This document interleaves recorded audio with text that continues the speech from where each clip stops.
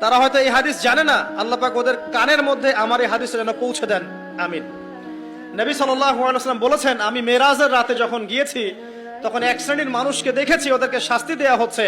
কি শাস্তি? জাহান্নামীদের রক্ত এবং পুজ ওদেরকে খেতে দেয়া হচ্ছে।